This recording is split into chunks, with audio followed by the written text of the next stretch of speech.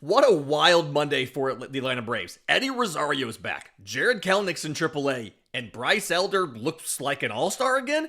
Let's talk about it.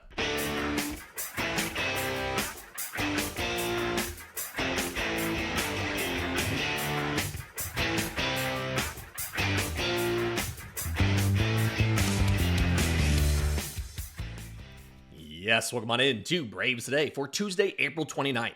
Your source of news, notes, and updates on your Atlanta Braves. I'm your host, Lindsay Crosby. You can follow me on social media at Crosby Baseball. You can follow the show on X, Braves_today. We have a Facebook page and Instagram as well. And you can find all of my written work, bravestoday.com. That's the Braves Today Substack, as this is both a podcast and a newsletter. There's at least one thing coming out every day, a deep dive in the morning. If it's a game day, there's going to be at least two because you're getting today's three things, breaking down that game. So free or paid subscriptions over on the Substack help support everything we're doing here at Braves Today. What a Monday for Atlanta. We're going to get to the roster move that they need to make to have a starter for today's game and the options there. We're going to get to Bryce Elder's quality start, his change that he made to his sinker. I think I have a baseball on my desk here somewhere. Stuff like that. But first, we're going to talk about yesterday morning's roster moves, right? Eddie Rosario is back. Jarred Kelenic's in AAA. The Braves added Rosario on a major league deal, making a roster spot for him by DFAing Zach Thompson. Okay, whatever. And optioning Jarred Kelenic to the minors. And the beat in Colorado gave us an idea of what they're going to do with Eddie Rosario. So, starting off, Jarred Kelenic going to the minors is a thing that needed to happen. Okay? He had been losing playtime to Eli White. Alex Verdugo came in and took over the everyday role. And it's just been a struggle for Atlanta to find quality outfield depth. Brian De La Cruz didn't work out. He's in Gwinnett. Now Kelenic's going to be in Gwinnett. Jarred Kelenic in 23 games and 65 plate appearances. He needed one more full game of 4 plate appearances. 10 hits and 60 at-bats, 167 batting average. He drew 5 walks. He struck out 23 times. Of those 10 hits, 2 doubles, 2 homers. He drove in 2. He was caught stealing 1 time. So it's a slash line of 167, 231, 300. That's a 47 OPS plus. 53% below league average. Now, this is a small sample size. Let's be clear. There is absolutely room for it to climb, and this is a small enough sample size where some bad luck there can really skew the numbers. But negative 0.5 WAR. And Jarred Kelenic really was not doing well in a lot of facets of the game. I complained on the show before about some simple defensive lapses, like some mental errors there. He had the whole running out of the box thing that became a massive story. Jarred Kelenic going to AAA to play every day, play all 3 outfield positions and play every day is undeniably a good thing. What is damning for the Braves is that Alex Anthopoulos determined adding Eddie Rosario, the joke that we like to make, adding the desiccated corpse of Eddie Rosario, was a better option than any of the outfielders you had in the organization. Okay, let's go through the guys in AAA. They released Jake Marisnick, by the way. Jake Marisnick got released as part of this deal on the Gwinnett side. But the internal candidates for the 5th outfielder spot: Brian De La Cruz, batting 188, slugging of, I believe it was like under 250. Carlos Rodriguez had just moved up to AAA. They had him in AA Columbus most of the year. Connor Capel, batting 180, the slugging under 300. Eddie Alvarez, a career utility kind of man, playing a lot of outfield, batting 183 with a slugging lower than his on base. You did a lot of work to try to grab a bunch of possible outfield options. None of them worked out. None of the depth options you grabbed in the offseason worked out. Your outfield right now is Michael Harris. It's Alex Verdugo, who you signed late in spring, and it's utility man Eli White on the heater of all heaters. Eli White looks freaking amazing. He has a torpedo bat. I don't know if that's part of it. I don't know if this is going to continue or not. Your hope is that this continues until at least Ronald Acuna Jr. is back. Right? If White's going to slow down, you hope it doesn't happen until Ronald's back so that you can continue to have an outfield that is a very solid piece in Alex Verdugo. After last night's game, Alex Verdugo is batting .350 in Atlanta with an .870 OPS. It's 43 plate appearances. I know. But it is 6 runs, 6 RBI, 14 hits, and 40 at-bats, 3 walks, 3 strikeouts. It's everything you needed, right? He's making solid contact. He's not striking out a ton. He's putting the ball in play, making defenses work, and he's driving in those bottom of the order guys. This is what you needed Alex Verdugo to give you. Him and Eli White combined have 84 plate appearances and 77 at-bats and have 13 RBI and 18 runs scored. You take that 7 days a week and Sunday after church. That is what you needed. So Eddie Rosario's role, as reported by The Beat out in Colorado, is a pinch hitting option off the bench. If you look at the Braves bench, assuming Sean Murphy's starting, you have 2 lefty bats off the bench in Baldwin and Rosario.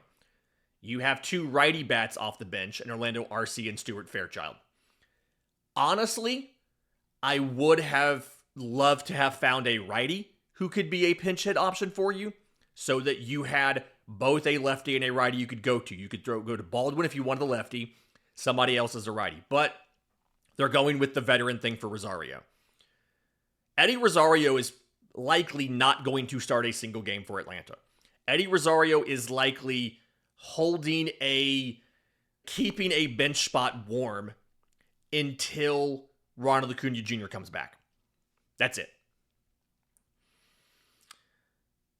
I'm really curious to see, it's a valid complaint that they just keep going back to former Atlanta Braves. It's a little frustrating, right? I know that these guys, the clubhouse fit, and that's the big thing for Atlanta, right? The clubhouse fit. The Braves put so much of an outsized importance on chemistry. So, if you're curious, Kevin Pillar is a Texas Ranger. Michael Tonkin's on the IL for the Twins. Charlie Morton's going to get DFA'd probably pretty soon by the Orioles. Colby Allard has a 1/6-inning relief appearance for the Guardians. So, there's your next couple moves that'll probably likely be made given the way that Braves have done things. In just a minute, let's talk about Bryce Elder. Let's talk about the start he made yesterday. We'll do that next, right here on Braves Today. But first, today's episode is brought to you by our friends at Chinook Seedery. Listen, sandpaper tongue. Cats have it. Humans don't need it. It sucks. It's not fun. Most sunflower seeds, you love a salty snack, right? But most sunflower seeds are too salty. And your lips are chapped, your throat is parched, your tongue is all rough and sandpapery. Chinook Seedery, that doesn't happen. Okay? Perfect pinch of sea salt on every single flavor. And the best thing is, 8 flavors. Original, perfect blend of saltiness, sweetness, just balanced. It's great. Lemon pepper, jalapeno ranch, Parmesan and pepper, underrated. Gotta try it. Cinnamon toast, I had a bag of those last night watching this game. Dill pickle, Hatch chili, smokehouse barbecue. Go to ChinookSeedery.com, ChinoOok. You got a couple different options. Option number 1, buy a sampler pack. You can try all 8 flavors. Promo code BRAVES gets you 10% off. You can buy a variety pack that is a case of everything, so you have just plenty to eat. Or you can build your own variety pack with just the flavors that you like. Maybe you're not a Hatch chili person. You don't want the spicy. That's fine. Do it without it. Take it out. Maybe you don't want the lemon pepper, you prefer that for your wings. You want some lemon pepper wet wings, you don't want lemon pepper sunflower seeds. That's fine. Build your own pack. Again, ChinookSeedery.com, promo code BRAVES, gets you 10% off, gets you free shipping on orders over $40, and it supports the Braves Today podcast. Again, ChinookSeedery.com, promo code BRAVES for 10% off, free shipping over $40, and some support of the Braves Today podcast. Let's talk about Bryce Elder, because that was a good start for Bryce Elder last night. Atlanta wins this game 6-3, and the first inning for Bryce Elder was very much what the stereotypical Bryce Elder outing is going to lead to. 2 hits, a walk. The second hit was a homer, meaning 3 runs go on the board for the Rockies. Took 18 pitches to get through the inning. After that, he pitched 5 more innings, allowing only 3 hits, a double and 2 singles. He walked 1, struck out 4, no runs, and that's his second consecutive quality start. So again, quality start, 6 innings, 3 runs or less. Against St. Louis, he gave you 1 run on 5 hits in 6 innings. He did walk 3 in that one, but second consecutive quality start. Against Minnesota, he went 5 innings, 4 runs, so 1 too many runs, 1 too few innings. But the point here is, he's given you 2 consecutive quality starts. He's gone 6 innings in 3 of his last 4 starts. Bryce Elder's a different dude right now than he was when you saw him last year, and he was when you saw him early in the season. I think LA tagged him for 3 runs on 3 hits and 4 innings, including 2 homers, and he walked 2. Much better team, right? Dodgers are better than the rest of these teams, but still.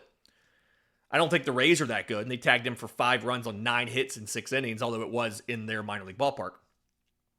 The thing that Bryce Elder's doing differently is he has changed his sinker. And the issue with the sinker, we talked about this a while back. Bryce Elder was getting the ball up in the zone too much. And that's still not fixed, right? He was still in the zone a lot yesterday. And he came pretty close to giving up some big hits, but ultimately he did not. But he made a tweak to the sinker. His previous sinker grip, and for those of you on YouTube, you can see this. For those of you on audio, go to bravestoday.com, look at today's 3 things from game 1 against the Rockies, and there's a picture of on the broadcast where they showed his new sinker grip. His previous sinker grip, it's a 2-seam fastball grip. So literally your pointer finger and your middle finger are on the seams on top of the ball. Okay, 2-seam grip, right? His thumb was on the bottom of the ball and partially on the bottom of the horseshoe, if you will. If you think about the shape on the front of the ball, the shape of the U is a horseshoe when you have your fingers on the seams on top.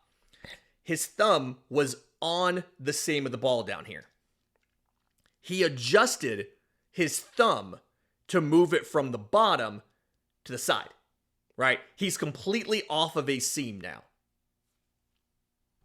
And typically when I've seen a sinker, the grip's a little different.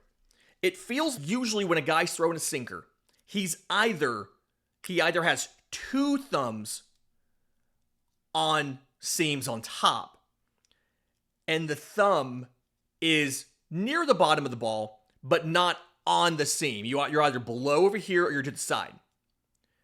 Or if you have 1 finger on a seam, like this, that's when the thumb gives you a second seam. It's just not the 2 on top. It's not often you see a guy throwing a sinker with 2 fingers on the 2 seams, and then the thumb giving you a 3rd seam, a 3rd finger on a seam. So he's changed it. And what that did, what taking his thumb off of the bottom seam down there did and moving to the side is when he throws it now, it's a little bit of a different seam effect. And long story short, not trying to go super deep into the science of this, right? Long story short, what that does is the ball's a little more stable in its flight before it sinks. So the break's a little bit later, the drop, however you want to word it, meaning it has more what we call depth, right? He made this change before the St. Louis start. So his 2 quality starts this year have been the 2 starts with the new tweaked grip on the sinker. And he said, or I guess on the broadcast, our buddy Wiley Ballard said that 2023, he went back and forth between the 2 grips. Some of this is probably a little bit unintentional, right? You grab the ball, you've thrown 30 or 40 of them, and at a certain point, your thumb sometimes you just miss, or sometimes your thumb drifts a little bit as you get fatigued, whatever. Some of that's probably a little bit intentional. But it's very clear that when you look at what he's doing, when you move your thumb, when he changes to the grip he used in the last 2 games, not only is he getting more drop, more vertical movement, it also is for the most part, a different movement profile laterally as well. It's totally working. He needs to keep doing this. When you look at the induced vertical break without gravity, right? Just trying to take out the effects of gravity. His sinker from last year to his sinker from this year has picked up 2 full inches of drop. 2 inches vertically is the difference between a home run and a weak ground out, if not a complete whiff. He also used the fastballs a little bit different yesterday. He really leaned sinker slider. We talked about his last start.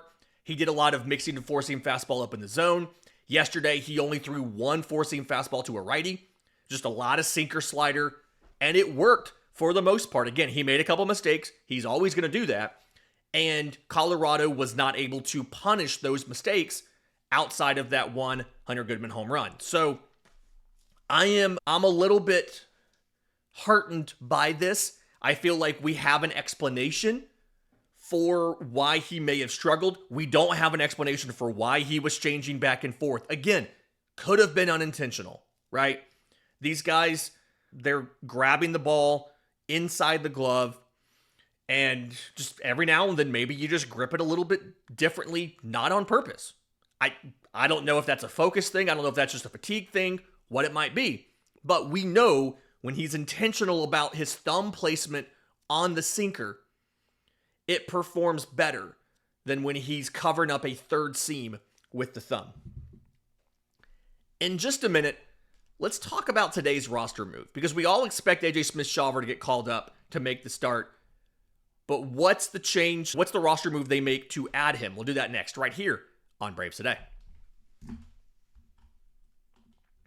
Final segment of Braves Today, Lindsay Crosby breaking down the game yesterday, and then what's going to happen today for Game 2 versus Colorado. And we all expect AJ Smith-Shawver to get the call up. He was eligible to be recalled yesterday. The move to add Ian Anderson was optioning Davis Daniel back to Gwinnett. Perfectly fine. Not a big deal. You can do that. I'm curious about what they do today, because the obvious move is DFA Ian Anderson. You just claimed him off of waivers. If you can pass him through waivers, which is not guaranteed to happen, if you can pass him through waivers, then you can outright him to AAA, and you can let him pitch for Gwinnett. As I understand the contract status of these things, if he's removed off the 40-man roster, passes through waivers, and outrighted to Gwinnett, and then does not appear in the major leagues the entire rest of the season, he can go to free agency at the end of the year. If you add him back to the 40-man roster and he finishes the year on the 40-man roster, I believe you have the rest of the control. You have the remaining 3 or 4 years of team control, right? So I do believe Atlanta's decision here is like the most obvious solution. DFA Ian Anderson. Again, if he passes through waivers, which we don't know if he will or not, if he passes through waivers, send him outright to Gwinnett. I do not believe he has enough service time to choose free agency. Not 100% sure on that. The CBA changed some of the rules on that in the last CBA negotiations. But you can then send him to AAA, and as long as you call him back up at some point in time this year, he gets put back on the 40-man roster, then you will have multiple years, at least 3 years of team control of him, if not 4, depending on how much time he spends in the majors, after this. That's the best case scenario for the Braves. That is the best option for the Atlanta Braves. Long term. It gives you continuity with the starter. It gives you another option. If you can figure out old Ian Anderson, great. You add him to the roster. You add him back to the 40-man roster. And then next year in spring, if he pitches well enough to make the rotation, great. If he doesn't, then you DFA him and you had a chance. The other possible move, and again, I don't know if the Braves will do this, but the other possible move is DFAing Enyel de los Santos. He's pitched to a 5.40 ERA in Atlanta. His fielding independent pitching has been a 4.35. So he's been a little bit unlucky, but he's pitching like a replacement level reliever. He's been worth negative 0.2 WAR. So, like, we like him, right? He's got good fastball velocity. He averages 96 on the heater. Throw in the slider, throw in the change, those kind of 3 pitches. But from an actual results perspective, he's not actually pitching fantastic. Even his expected ERA, FIP is a flawed statistic. His expected ERA is 5. So, as much as we think Atlanta doesn't have any options here other than DFA and Ian Anderson, they do. They have other options. Enyel de los Santos can be a guy that they move on from, and it's possible nobody claims him, right? He played for 3 different teams last year. He pitched for the Yankees. He pitched for the Padres. He pitched for the White Sox last year. Before that, he was in the Cleveland system. This is his 7th major league team he's pitched for, and he's 29 years old. So we like him, right? We think he's good. He gets decent chase. He gets swing and miss. He doesn't walk a ton of guys. From an inputs perspective, he's not actually been that great. Over 50% of the batted balls off of Enyel de los Santos are hard hit balls. 51.5%. 6th percentile in baseball. A lot of those are fly balls. 15% barrel rate. 7th percentile in baseball. Ground ball rate in the bottom third of baseball. His fastball actually hasn't been that good. His good pitches, his slider has been his best pitch. Atlanta had him ramp up the slider usage like they do a lot. He's actually thrown the slider more than the fastball. In previous years, he was like 50 or 60% fastball usage. Now he's 47% slider, 44% fastball.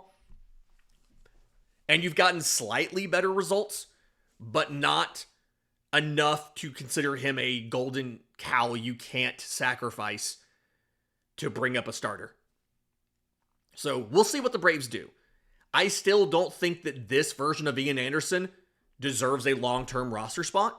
Again, you might just DFA Ian Anderson. Knowing my luck, by the time the show comes out, they will have already made this move, and I'll look like an idiot for spending 5 minutes talking about Enyel de los Santos maybe being DFA'd when they just turn around and DFA Ian Anderson. But either way, you have options to add AJ Smith-Shawver. maybe they go with a bullpen game. I don't think they're going to want to do that. You do have an off day on Thursday, right?